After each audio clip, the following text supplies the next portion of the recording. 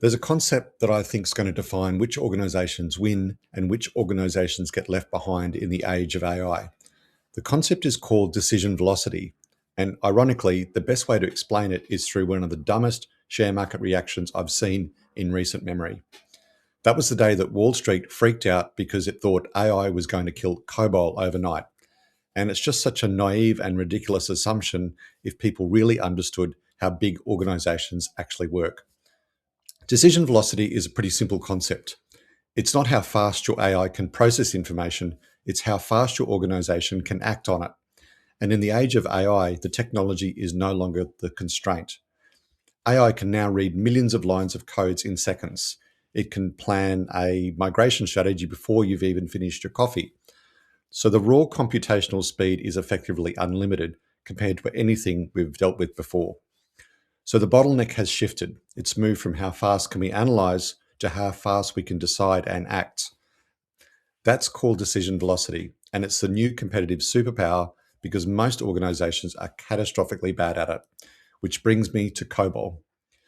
Now, COBOL is a really old language. It was an old language when I learnt it in 1992. It was designed in the 1950s to read like plain English business instructions, and that's precisely why it's still running the global financial system today. It's extraordinarily stable, auditable, and it does exactly what you want it to do every single time. COBOL powers big organizations, banks, and government agencies. And with something that old, it's more than just code. It's 40 or 50 years of accumulated business logic, regulatory exceptions, edge cases, workarounds. Now, of course, AI can modernize and translate the syntax, but it can't reconstruct the intent. And getting the intent wrong in an enterprise system doesn't give you a bug, it gives you a compliance breach and a regulator at your doorstep. But hey, even if the code was converted and it was perfect, the real problem is in fact decision velocity.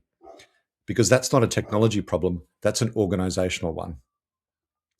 Any organization large enough to run COBOL at scale, by definition, is a large enterprise. And large enterprises have near zero decision velocity on anything that touches production systems. That's not a criticism, that's a feature of big organizations. We want them to work like a big machine with many moving parts that just work perfectly together.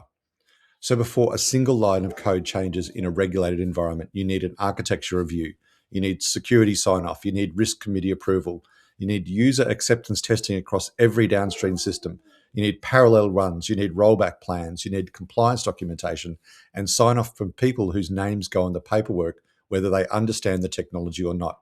A trivial system change can sometimes take 18 months from concept to production if everything goes well. AI can convert the code in an afternoon, but the governance process can take 2 years. If the decision velocity is zero, the AI advantage is irrelevant. And we see this pattern play out over and over again. The market prices in the technology capability and completely skips the organizational gap in between. Blockchain, RPA, and now AI agents. Someone demos something really impressive in a sandbox, and suddenly entire industries are being written off. But sandboxes don't have risk committees. They don't have service level agreements or vendor contracts that lock you in. They don't have the staff who run the same thing for 20 years and won't sign off on something that they don't trust. Decision velocity isn't just about culture, it's about governance structures, legal obligations, and institutional risk appetite. AI does not change any of that. If anything, it exposes it. Organizations that win in the AI era will not be the ones with the best models. It will be the ones who've got the best internal capability to decide and act fast, repeatedly, and confidently. And that's the superpower. A few weeks ago, Anthropic published a blog post claiming that Claude code could automate the most labor-intensive phases of COBOL modernization. And IBM shares had their worst single day in over 25 years.